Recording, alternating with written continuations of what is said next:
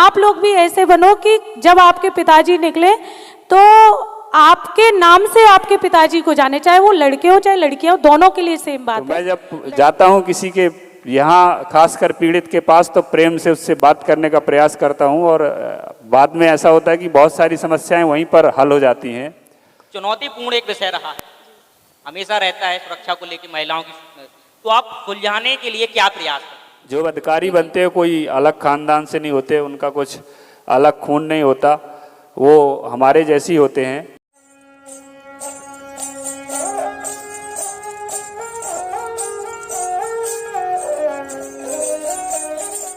Police की नौकरी 24/7 की नौकरी है। ये रील और वीडियो बनाने का समय कहाँ से निकाल लेते हैं आप लोग? क्या भविष्य में फुल टाइम यूट्यूबर बनने का कोई प्लान है क्या? पहले जवाब संतोष सर से चाहते हैं। सभी को मेरा जय हिंद, बोलिए जय हिंद।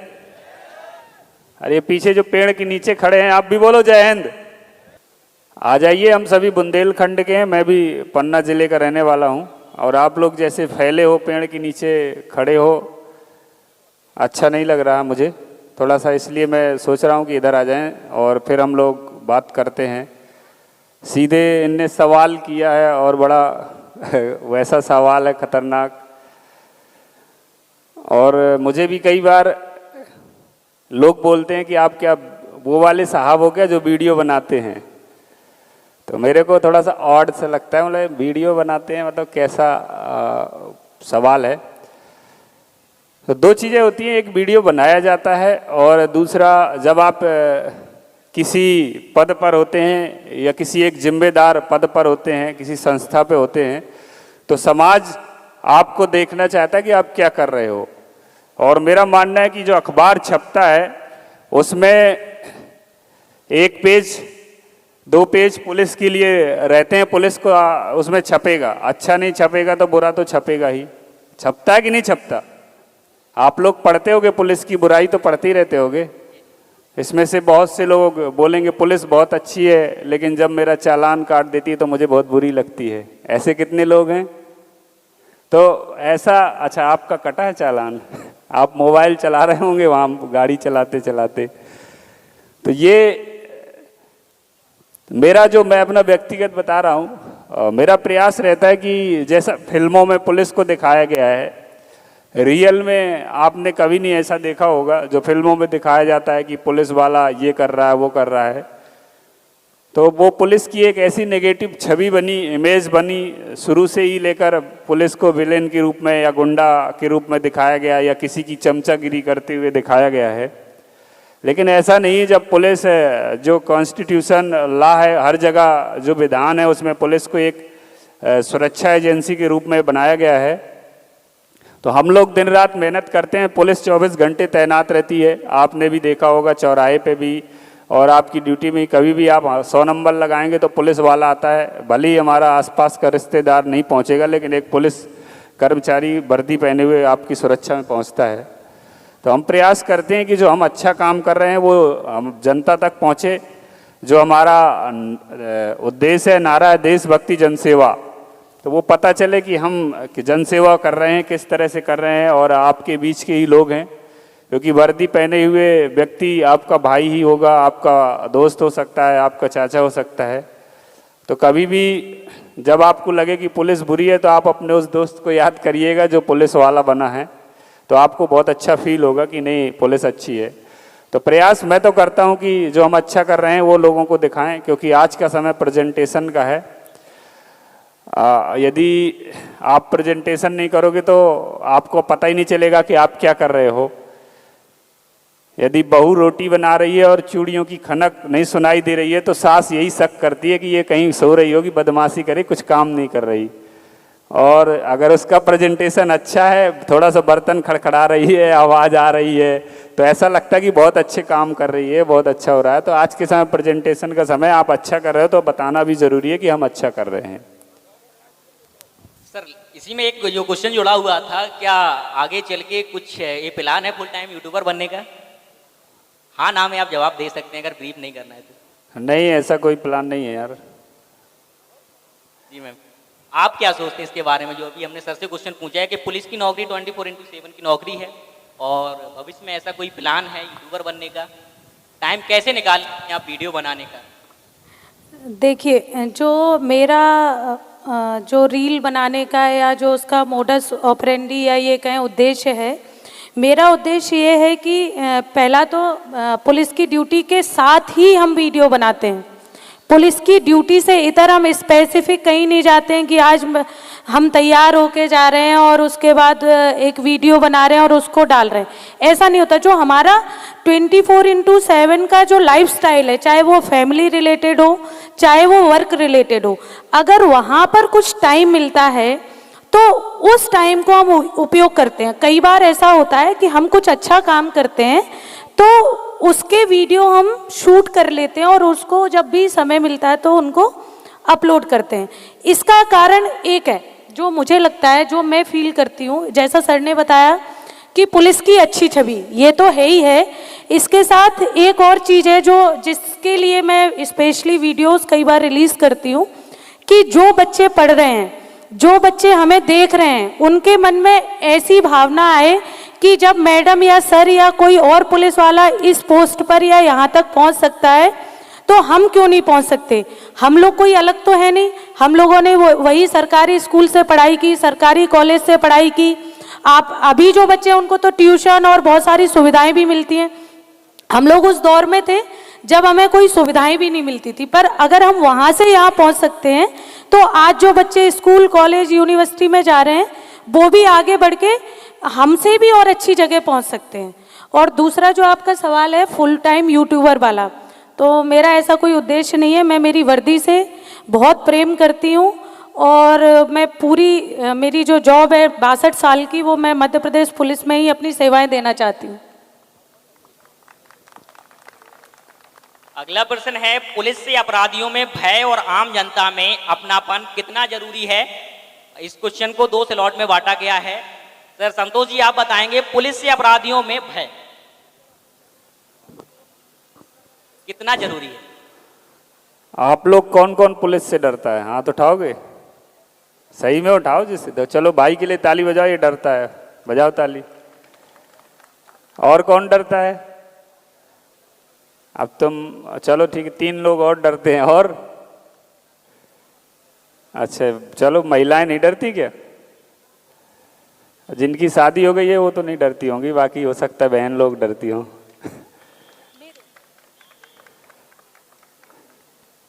पुलिस एक एजेंसी है और अगर अपराधियों में इसका भय ना हो तो मुझे लगता है कि पुलिस का कोई औचित्य नहीं है। और पुलिस का भय होना चाहिए अपराधियों में।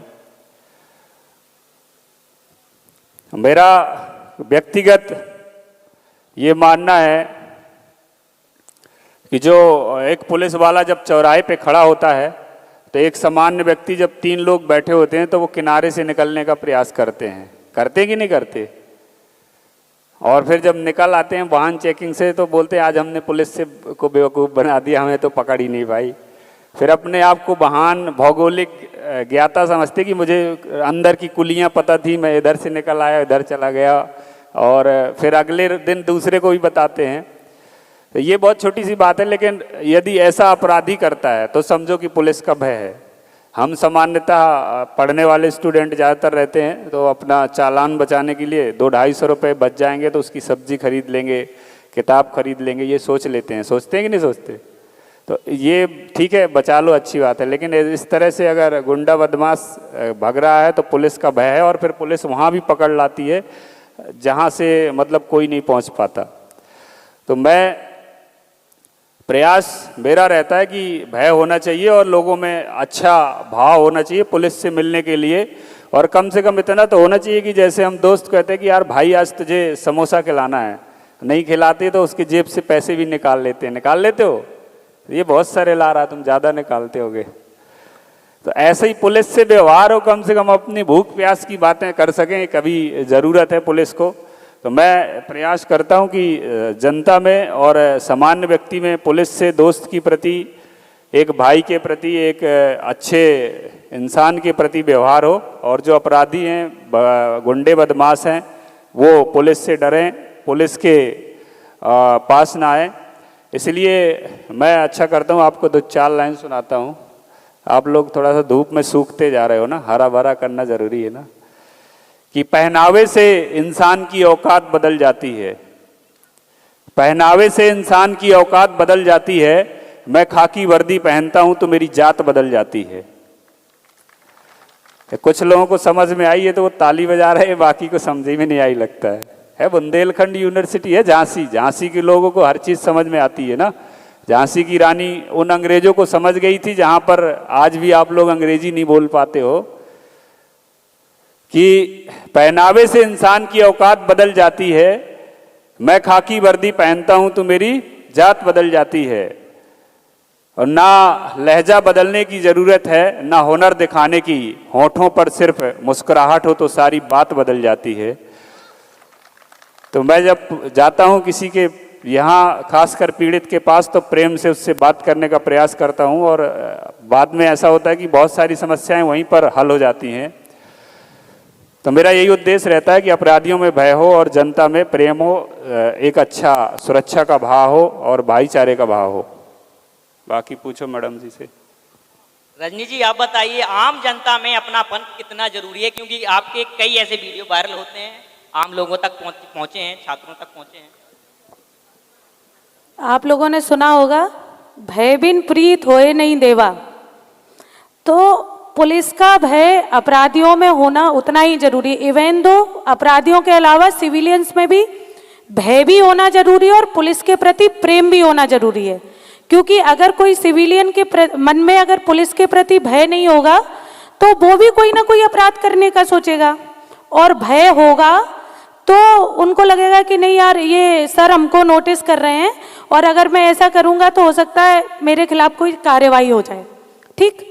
दूसरी चीज, अपनापन और प्रेम और पुलिस के प्रति लगाव, तो ये भी उतना ही जरूरी है। अगर कोई बच्चा यहाँ बैठा हुआ है सामने और कोई पुलिस वाला निकल रहा है, उसके मन में कोई समस्या है जो वो अपने घर वालों से शेयर नहीं कर पा रहा है, अपने दोस्तों से शेयर नहीं कर पा रहा है, पर वो बड़ी समस्या में है, तो लोगों के मन में ऐसा भाव होना चाहिए कि ये जो पुलिस वाले सर निकल रहे हैं, मैं इनसे अपनी समस्या डिस्कस करूंगा तो मुझे इसका कुछ अच्छा रिजल्ट मिलेगा।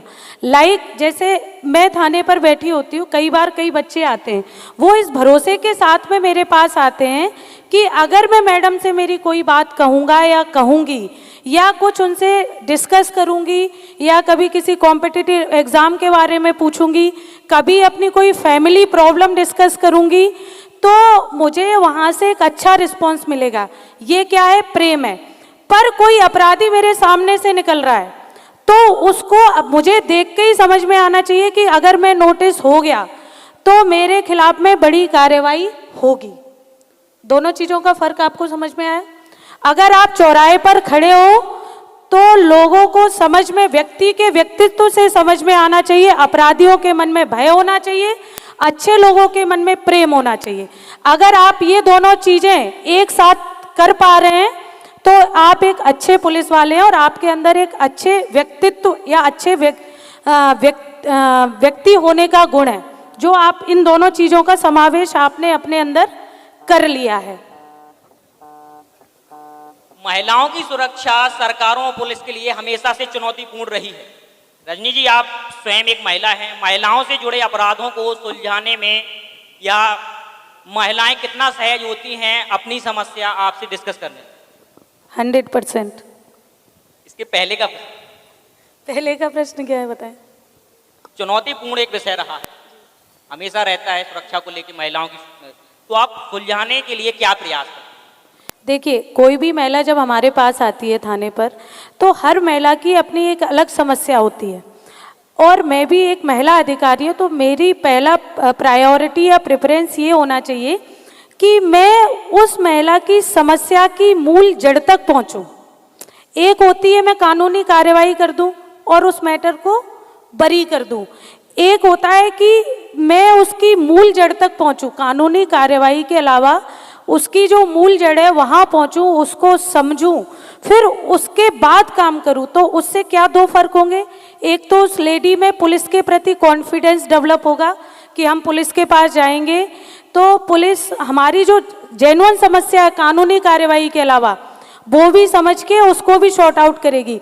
अगर किसी महिला को उसका पति या ससुराल वाले परेशान कर रहे हैं तो 498A या दहेज प्रताड़ना का मुकदमा कायम करना is not solution. Solution is that कि आप उसकी बेसिक समस्या को समझें, उन दोनों पक्षों को बुलाएं, उन दोनों पक्षों की काउंसलिंग करें, उन दोनों पक्षों की बातचीत करें, बातचीत करवाएं, फिर बातचीत करें और चीज़ों को रिलीज करने की कोशिश करें।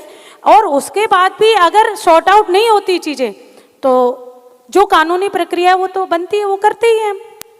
संतोष जी का भी एक लेटेस्ट वीडियो वायरल हुआ है, कल या परसों ललन टॉप ने पोस्ट किया है। आप शायद अपने कहीं रिलेशन में थे सर, थोड़ा इसके बारे में हम लोगों को बताएं। Thank you.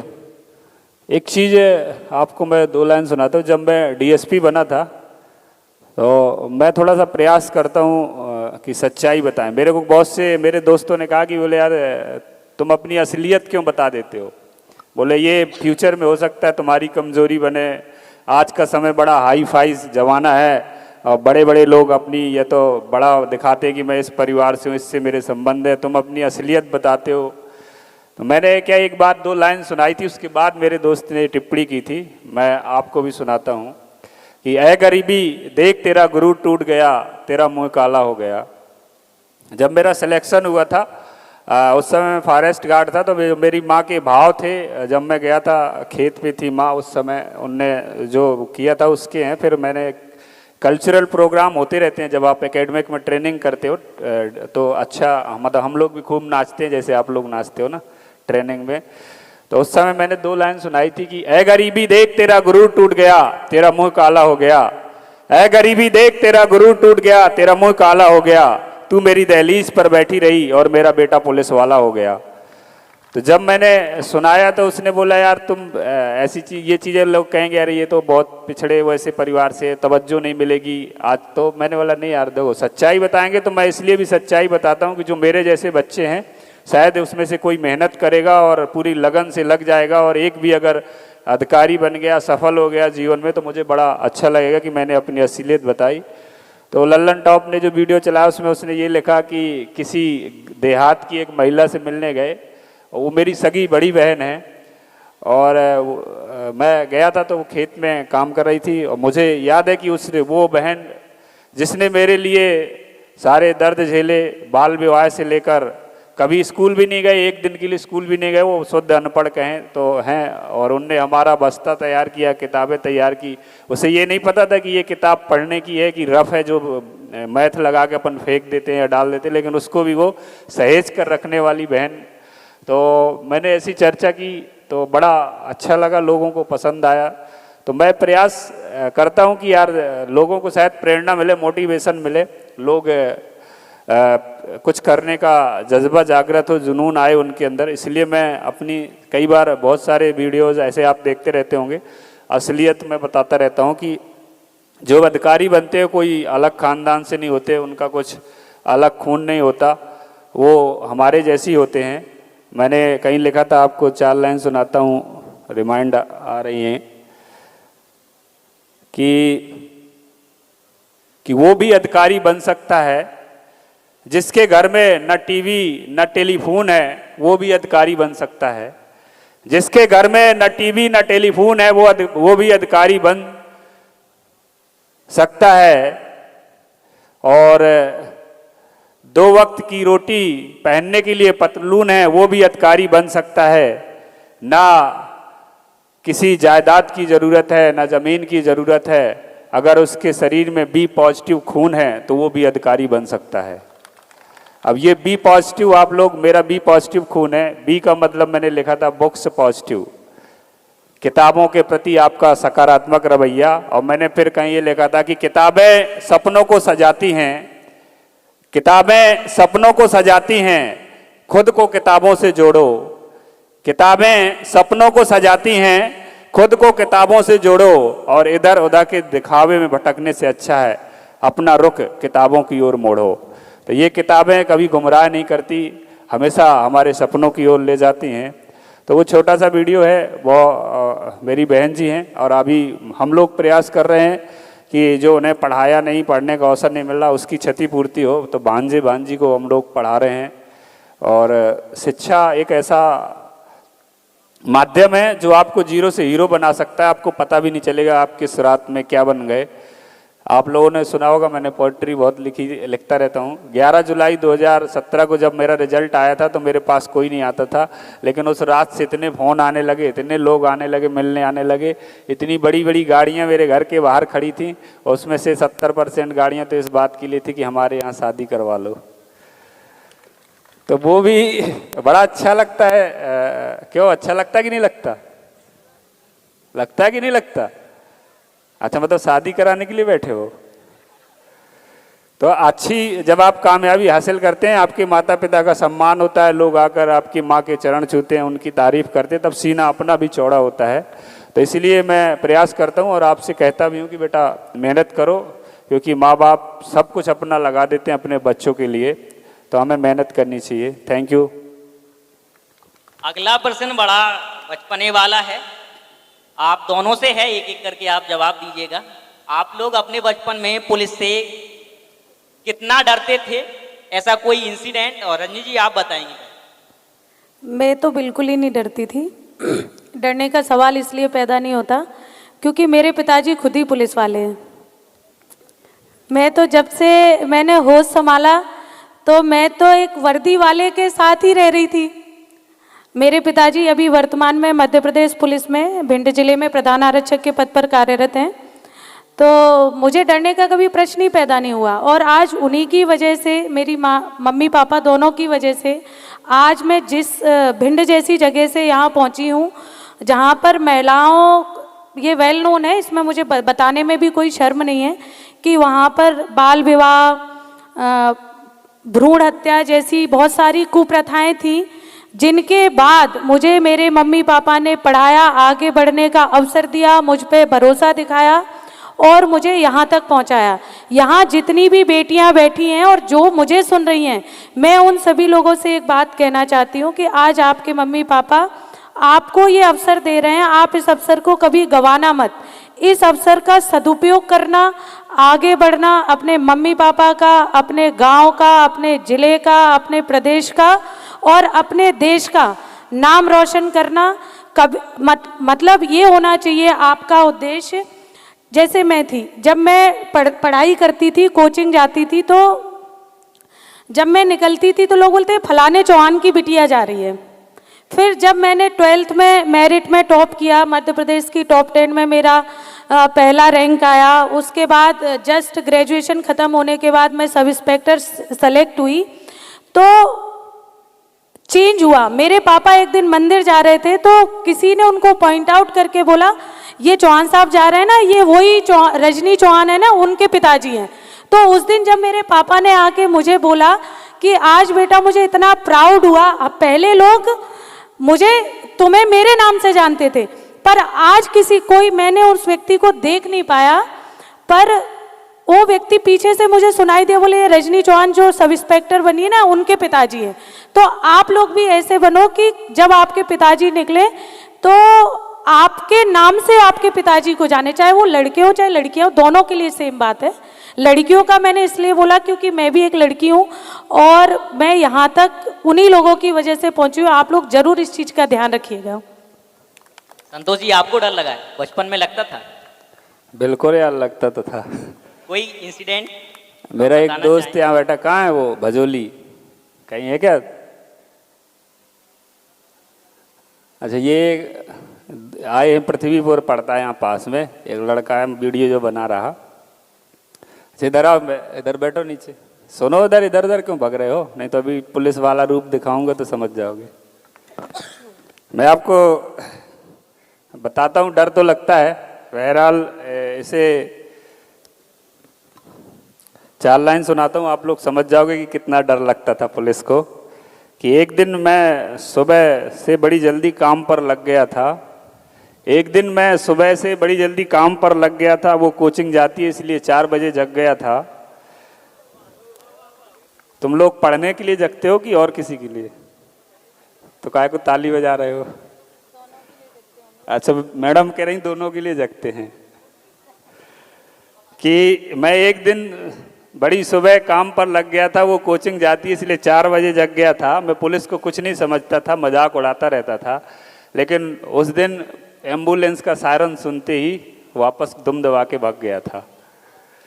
मेरा ये दोस्त है, इसके ने बचपन में वो अभी कुछ साल पहले एक गलती की थी, तो इसका कहना ये था कि मुझे रात भर पुलिस के कब्जे में रहा तो अगले दिन मेरे अंडरवियर का साइज 85 से 105 हो गया था। तब से ये खुद डरता है और दूसरों को भी डराता है। तो हालांकि जो चोर बदमाश है वो पुलिस से डरते हैं और हमें नहीं डरना चाहिए। हम लोग मतलब गांव से थे तो कभी पुलिस की सायरन सुनते थे तो ऐसा लगता था कि जैसे मतलब किसी को पकड़ने के लिए जा रही हो, तो थोड़ा भय तो रहता था। लेकिन मैं उसी लिए प्रयास करता हूं कि जो हमारे मन में था भय पुलिस का, वो लोगों के मन में ना रहे। और उसका कारण था ज्ञानता, क्योंकि हमें ज्ञान नहीं था कि पुलिस क्या होती है। हम तो जानते थे कि मतलब पुलिस सब कुछ होती है, जो पुलिस चाह ले वो कर सकती है, पुलिस जो ठान ले वो कर सकती है, लेकिन ऐसा है नहीं, ऐसा बिल्कुल नहीं है। क्या सही है आप लोग? मैं सही बोल रहा हूं? ऐसा कौन कौन मानता कि जो पुलिस चाह ले वो कुछ भी कर सकती है? गलत मानते हो यार, ऐसा नहीं है। ऐसा नहीं है ना, कानून के तहत ही पुलिस कर सकती है। अगर आप गलत हो, आपने अपराध किया, तो ही आपको पुलिस पकड़ सकती है। आपको पता है पुलिस को लीगल डिटेंशन का कोई पावर नहीं है। किसी को पूछताछ करने के लिए भी पुलिस ले जा रही है तो उसे हवालात में नहीं बंद करेगी, प्रेम से जैसे भाई साहब मेरे को बैठाए कुर्सी में ऐसे बैठा के पूछताछ करेगी। और जब वो आरोप सिद्ध हो जाएगा, उस पर धारा लगेगी, उसके बाद ही उस पर जो भी कार्रवाई हो सकती है उसको कस्टडी में ले सकते हैं। तो ये चीज़ें हमें पता नहीं थी, लेकिन आज पता चल रही तो हम लोगों को बता रहे हैं। और आज का समय मोबाइल का है, तो आप तो और डरने का नहीं। अगर आप गलत नहीं हो, पुलिस वाला कुछ गलत कर रहा है तो बढ़िया वीडियो बना लो, फिर देखो अगले दिन मजा आता है कि नहीं आता? आता है कि नहीं आता? तो पुलिस से डरने का नहीं, बढ़िया प्रेम करने का और मस्ती से रहने का। छोटी सी एक आपको सुनाता हूँ जो पुलिस वाले गलत करते हैं, उनके लिए मैंने अभी रास्ते में आते आते लिखा था कि मेरे हक में बोलोगे या मेरे खिलाफ बोलोगे, वाह वाह करो। जिन्हें वाह वाह करना नहीं आता वो वाह वाह का उल्टा होता है हवा हवा।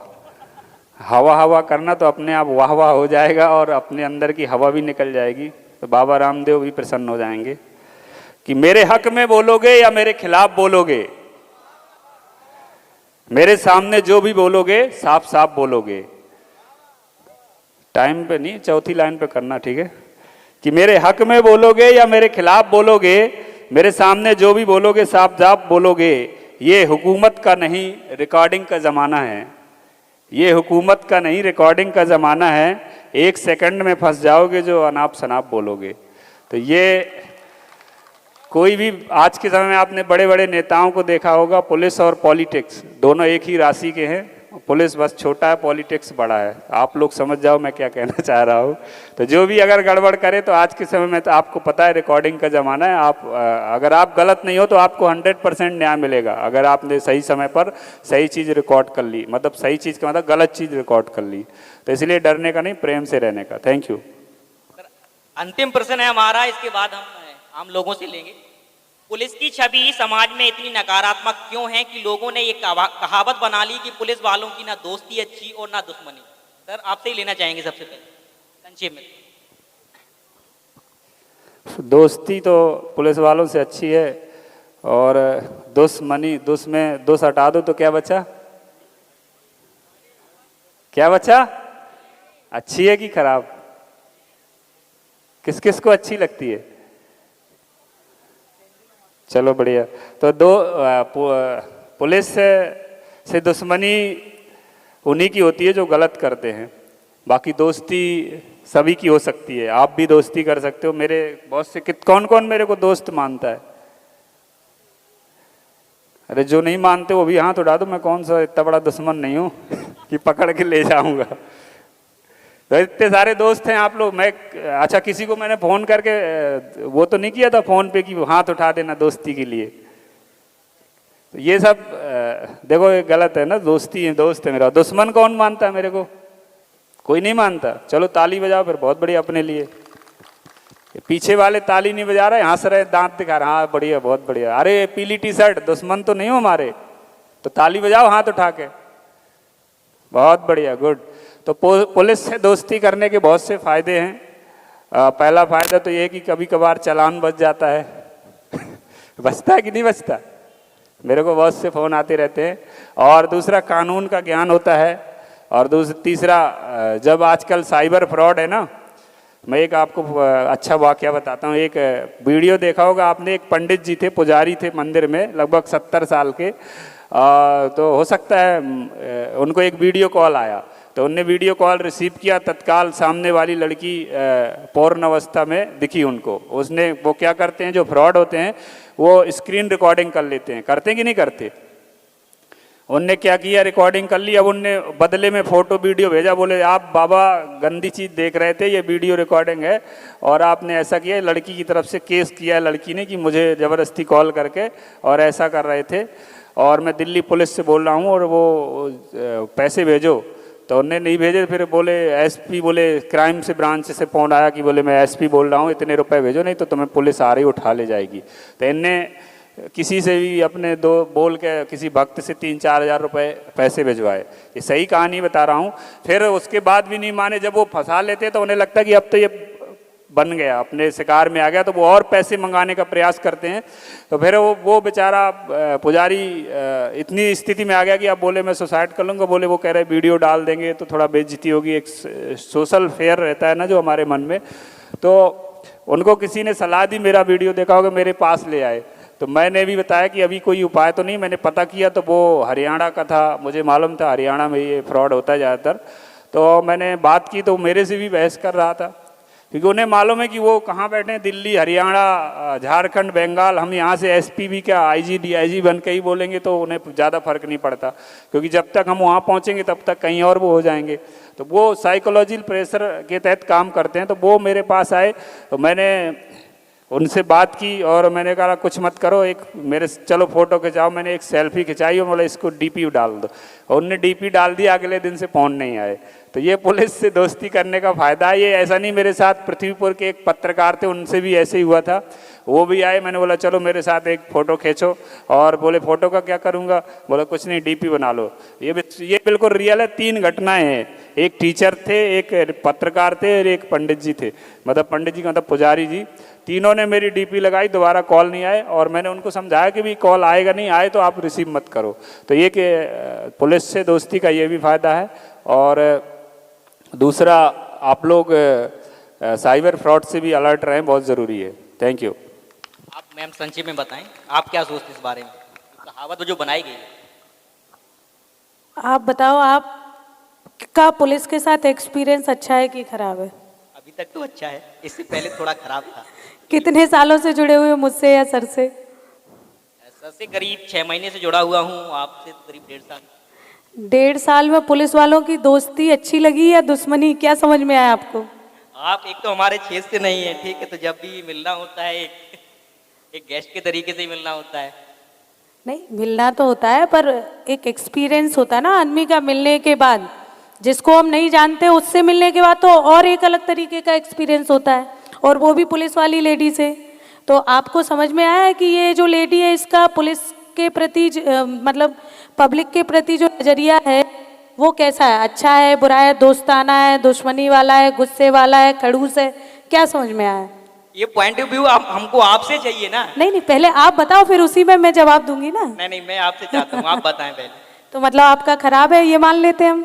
नहीं, नहीं, यही मानना पड़ेगा। दुश्मनी चालू करो, फोटो खींच लो इनकी।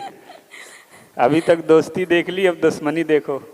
देखिए, जो पूर्व समय था उस समय हो सकता है कुछ ऐसी विषम परिस्थितियां रही हों जिनके कारण लोगों के मन में पुलिस के प्रति नेगेटिव थिंकिंग डेवलप हो गई। वो थिंकिंग धीमे धीमे आगे बढ़ते जा रही। जैसे मान लो हमारे जो बच्चे हैं या हमारे जो दादाजी हैं उनने मेरे पिताजी को सिखाया पुलिस खराब होती है, फिर उनने हमें सिखाया कि पुलिस खराब होती है, तो वो एक जो रेगुलर वो चेन है वो चली आ रही है। इसलिए लोगों के मन में ये थिंकिंग बन गई है कि पुलिस वालों की ना दोस्ती अच्छी ना दुश्मनी अच्छी। पर अब जो पुलिस वाले हैं मैं जहाँ तक समझती हूँ उनको लेके लोगों की एक अलग प्रकार की थिंकिंग है कि पुलिस वालों के पास अगर आप जाएंगे तो आपकी हेल्प होगी, आपकी बातों को सुनेंगे, आपकी चीज़ों को कंसीडर करेंगे, अगर सही बात होगी तो उसको कंसीडर करेंगे, अगर उसमें कुछ गलती होगी तो आपको उस गलती को बताएंगे, और अगर उसमें कोई सुधार का ऑप्शन होगा तो वो भी आपको बताएंगे। ये कहीं ना कहीं एक चेन जो पुराने समय से चली आ रही है, इसलिए लोगों ने एक कहावत टाइप की बना दी है, पर आज के समय में लोगों की मेंटेलिटी बदलती जा रही है। वैसे पूछने के लिए तो बहुत कुछ था, आप लोगों के प्रश्न भी लेने थे, लेकिन अभी इनॉग्रेशन नहीं हुआ है और दोनों लोगों का समय देखते हुए, क्योंकि इन लोगों की स्पेशल ड्यूटी है अपने अपने ज़िलों में, तो हम इस मंच से आप सबसे क्षमा चाहते हैं, आप लोगों के प्रश्न हम नहीं ले सकते हैं और इस सेशन को हम यहीं ख़त्म करते हैं, क्योंकि थोड़ा हमें समय का ध्यान रखना पड़ रहा है। नहीं, ये एक जो लेडी सामने बैठी है उनका प्रश्न तो आपको लेना पड़ेगा। ठीक है, हमारी स्टेज मैनेजमेंट की टीम कहाँ है? एक प्रश्न आप करवा दीजिए मैम का। बॉटनी डिपार्टमेंट से हूँ और इस समय हमारे साथ डॉक्टर अमित तिवारी और मेरे एमएससी के स्टूडेंट्स, बीएससी के स्टूडेंट्स, आप और मैं अपनी पूरे बुंदेलखंड यूनिवर्सिटी के साथ आपका स्वागत करती हूँ। Thank you ma'am. और ये हमारे लिए बहुत हर्ष का विषय है जिस तरीके का आज हमारा परिवेश चल रहा है और जिस सशक्त माध्यम से आप जुड़ जाते हैं, हम आपके साथ जुड़े हुए हैं। एक बहुत छोटी सी बात मैं कहना चाहती हूँ कि एक टीवी पे प्रोग्राम क्या, एक सीरियल है मैडम सर, और वो छोटे छोटे बच्चों को बहुत इनकरेज कर रहा है, खासतौर से लड़कियों को, कि मुझे पुलिस इंस्पेक्टर बनना है, और उसी की एक तस्वीर आप हैं। Thank you ma'am. तो ये हमारे लिए हर्ष का विषय है और खासतौर से लड़कियों के लिए, बुंदेलखंड के लिए, जिसको लोग कहते हैं कि पिछड़ा इलाका है, चाहे वो हमारा मध्य प्रदेश का हो या हमारे उत्तर प्रदेश का हो, लेकिन बुंदेलखंड हमारा है। प्रश्न पे आइए मैम, थोड़ा समय का अभाव है, प्रश्न पे आइए आप। हाँ, मेरा प्रश्न ये था कि जो कि हमारे साथ आपके दूसरे साथी बैठे हैं वो फॉरेस्ट गार्ड रहे हैं और एक बहुत ही अच्छी जिसको कहते हैं योजना से जुड़े थे सरकार की। तो मैं ये कहना चाहती हूँ कि आप अपने रूटीन वर्क के अलावा आप सोशल वर्क के रूप में भी आगे आइए। आप बहुत बड़े इन्फ्लुएंसर हैं, लोगों को प्रकृति से जुड़ने के लिए कहिए और इन्वायरमेंट को बचाने के लिए कहिए, फॉरेस्ट को बचाइए, और वो आप उसके लिए एक बहुत बड़ा काम कर सकते हैं। और मैं ये चाहूँगी कि इस तरीके के जो हमारे कुछ इन्वायरमेंट से संबंधित या सोशल संबंधित एस्पेक्ट हैं उनको भी आप ज़रूर छुइए, क्योंकि आपको मेरे ख्याल से, जहाँ तक मैं सही हूँ, लाखों लोग तो देखते हैं ना, एम आई राइट? तो मैं चाहूँगी आप फॉरेस्ट को और इन्वायरमेंट को बचाने के लिए कुछ इस तरह का भी कार्य करिए। Thank you. दीजिए जल्दी। Thank you. आपका आदेश सर आँखों पर। अभी मैं प्रयास करता हूँ, हमेशा पौधारोपण हम लोग करते रहते हैं, हमारे थाने क्षेत्र में हो या कहीं भी मौका मिलता है तो, और लोगों को मोटिवेट भी करते हैं, खासकर सिर्फ 5 जून को नहीं, बाकी दिनों में भी मैं प्रयास करता हूँ। तो आपकी बात बिल्कुल सही है और हम प्रयास करेंगे कि आपके कहने पर कुछ और ज़्यादा पौधे लगवाएं और लगाएं। आप लोग लगाओगे कि नहीं लगाओगे? अच्छा, कौन कौन मेरे को फॉलो करता है? अच्छा, तो 2-2 पौधे लगाओगे कि नहीं लगाओगे? कब लगाओगे? जो भी पौधे लगाएगा कमेंट्स में फोटो भेजना, मैं उसको अपलोड करूंगा ना। स्वयं से गड्ढा खोद के लगाना, ऐसी मत करना कि कहीं टिका दो पौधा और फोटो खींच लो। पूरा वीडियो पे भेजना, ना मैं तरीका भी बताऊंगा कि पौधा कैसे लगाते हैं। ठीक है, बहुत बहुत धन्यवाद। आप लोगों का ज़्यादा टाइम नहीं लेना चाहिए। आपके अतिथि आ गए क्या दूसरे? एक कार्यक्रम में हम क्या बोलने लगे, ऐसे ही आधा 1 घंटे मोबाइल खोल लिया, कविताएं सुनाने लगे, तो आधा घंटे की जगह हो गए 40 मिनट। तो एक अंकल डंडा लेके घूमने लगे, तो मैंने कहा अंकल बस रहने तो 2 मिनट और सुनाऊंगा। तो बोले 2 मिनट नहीं, तुम तो 2 घंटे सुनाओ, बस ये बता दो तुम्हें बुलाया किसने। किसी को मेरी बात बुरी लगी हो तो धर्मेंद्र कुशवाहा जी ने मेरे को बुलाया है और इनके साथ जो करना हो आप कर सकते हो। तो बहुत बहुत धन्यवाद, आपका समय आपने हमें दिया, बहुत बहुत धन्यवाद। मैम आप कुछ कहना चाहती हैं मैम के? हाँ, मैं बस 2 लाइन बोलना चाहूँगी जाने से पहले। परिंदों को भी मिलेगी मंजिल कभी, परिंदों को भी मिलेगी मंजिल कभी, ये उनके फैले हुए पर बोलते हैं, ये उनके फैले हुए पर बोलते हैं। रहते हैं खामोश वही लोग अक्सर, जमाने में जिनके हुनर बोलते हैं। रहते हैं खामोश वही लोग अक्सर, जमाने में जिनके हुनर बोलते हैं। ये मेरा साइड है। अब एक चीज और बच्चों के लिए, पंख से कुछ नहीं होता, पंख से कुछ नहीं होता, हौसलों में उड़ान होती है, हौसलों में उड़ान होती है। मंजिल उन्हीं को मिलती है, मंजिल उन्हीं को मिलती है जिनके सपनों में जान होती है। तो all the best all of you. मैं आप सभी लोगों के लिए प्रार्थना करूंगी कि आप सभी लोग जो भी पढ़ाई कर रहे हैं उसमें अच्छे अच्छे पदों पे सेलेक्ट हो और अपने माता पिता और परिवार का नाम रोशन करें। Thank you. जय हिंद, जय भारत, जय मध्य प्रदेश।